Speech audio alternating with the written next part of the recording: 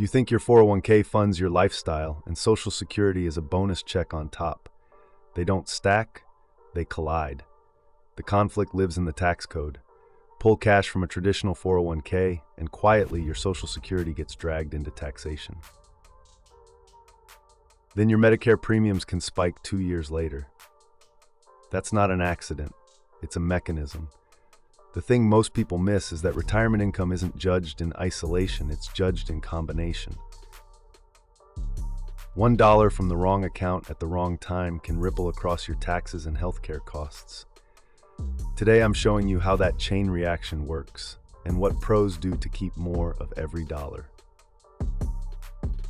Once you see the moving parts, you'll stop planning around pre-tax balances and start planning around spendable income. This is where the middle class leaks thousands without realizing why.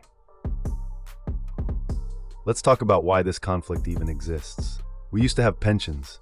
Employers carried the risk, sent you a check, and you didn't think about sequence risk, tax timing, or brackets. Then we shifted to 401ks and IRAs. Control moved to you, so did the tax risk. That swap sounded empowering, but here's the kicker. The system layered means testing and clawbacks onto a framework where you must self-manage taxes. With pensions, most income showed up as steady, predictable payments. With 401ks, you decide what to withdraw, when, and from which bucket, pre-tax, Roth, or taxable. That choice drives your adjusted gross income. Meanwhile, Social Security taxation uses a formula that reacts to those choices. Medicare premiums look back at the same income and apply surcharges if you cross thresholds. It's all linked. The shift also changed how compounding plays with taxes. In a pre-tax account, you're compounding a tax liability alongside your investments. The larger the balance at retirement, the more pressure you feel to withdraw, and the more likely you are to trigger collateral taxes on Social Security and higher Medicare costs. People say I'll be in a lower bracket later. Maybe. But required distributions, bigger benefits, and bracket creep often push the opposite. The takeaway, the 401k revolution gave you autonomy, but it put your taxes on a hair trigger. That's the real story behind the tax torpedo.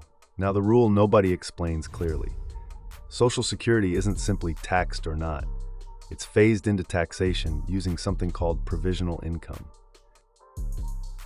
Here's the calculation.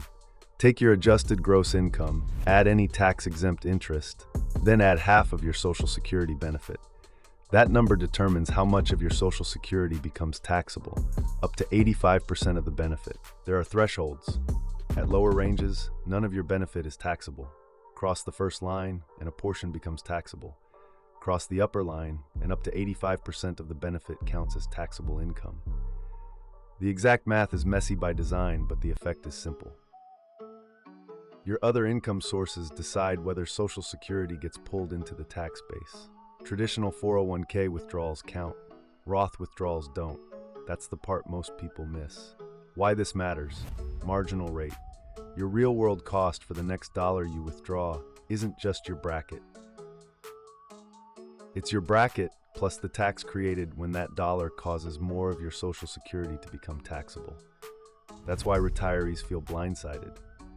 Their tax software shows a higher than expected bill, even though the bracket didn't change.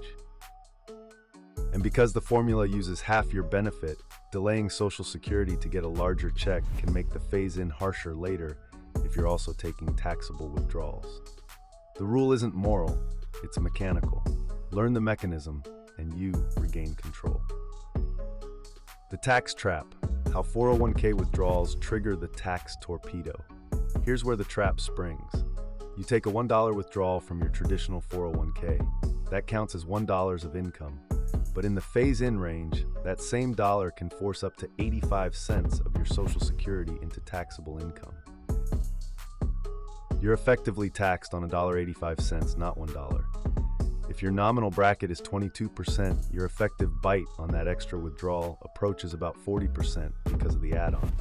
That's the torpedo, a hidden boost to your marginal rate that isn't visible on the bracket chart. Now here's where most people mess up. They think, I'll just keep withdrawals low. Good instinct, but required minimum distributions in your 70s can undo that. If your pre-tax balance is large, the forced withdrawal shows up whether you need the cash or not. That extra income can shove you deeper into the torpedo zone, pulling more Social Security into taxation. And once you cross certain income thresholds, your Medicare premiums jump through IRMAA surcharges 2 years later. One lever move, more pre-tax withdrawals, creates a three-part hit: income tax, Social Security taxation, and future Medicare costs. The game changer nobody talks about is income composition. If you can meet spending from Roth accounts or a taxable brokerage with basis, your provisional income stays lower. That reduces how much Social Security becomes taxable. It also helps you avoid IRMAA cliffs.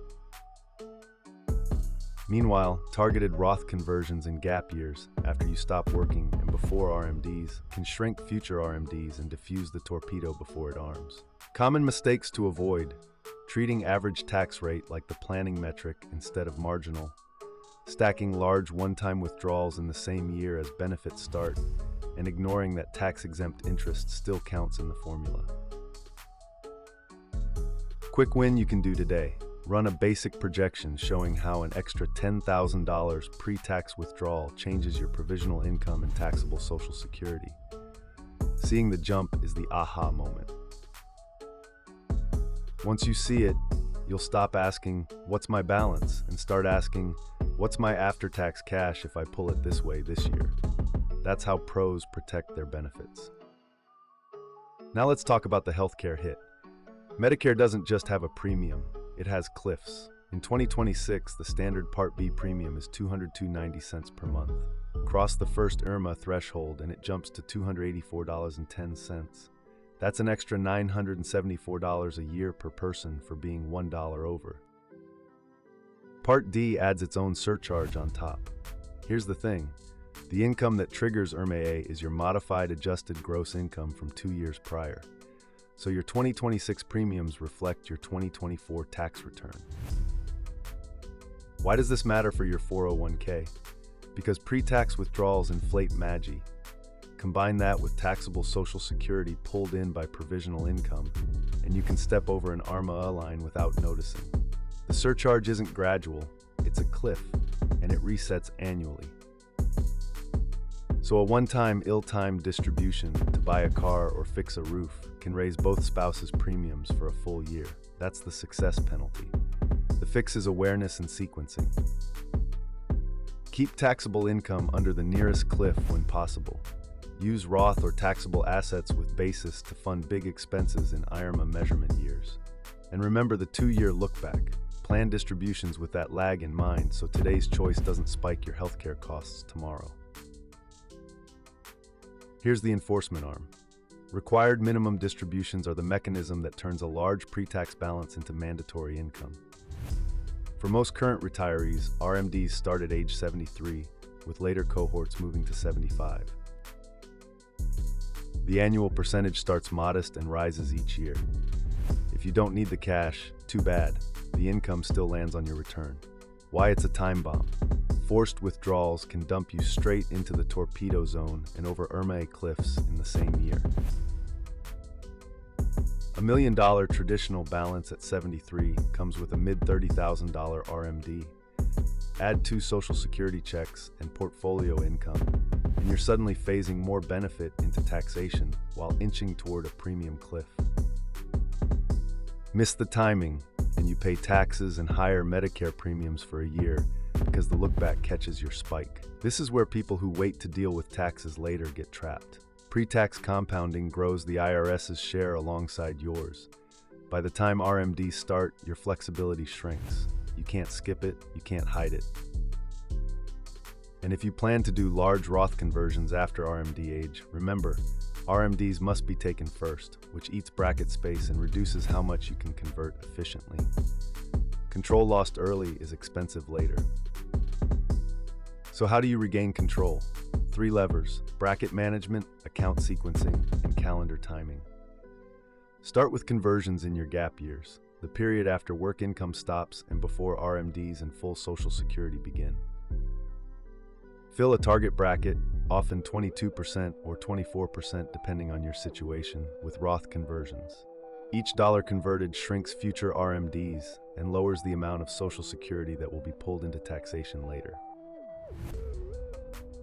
Next, sequence withdrawals by tax impact. Use taxable accounts first, spending down high basis lots and qualified dividends while harvesting losses when available. Layer in partial Roth conversions in the same years to use your bracket efficiently. When Social Security starts, lean on Roth withdrawals to keep provisional income lower and to avoid IRMAA cliffs in look-back years.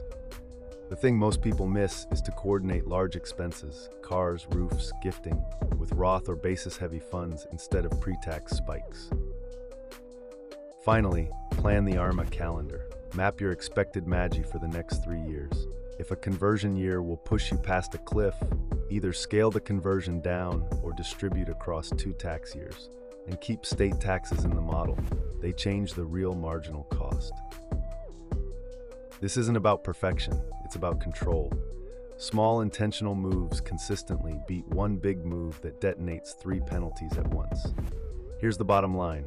Your 401k, Social Security, and Medicare premiums are linked by formulas, not feelings. The goal isn't a bigger pre-tax balance. It's higher, steadier, after-tax cash with fewer collateral penalties. That means shrinking future RMDs before they're mandatory, keeping provisional income tight when benefits start, and sidestepping IRMAA cliffs with smart sequencing. If you remember one thing, remember this: composition beats size. With the right mix, Roth, taxable with basis, and a managed pre-tax bucket, you decide your bracket, not the system. Want the exact playbook?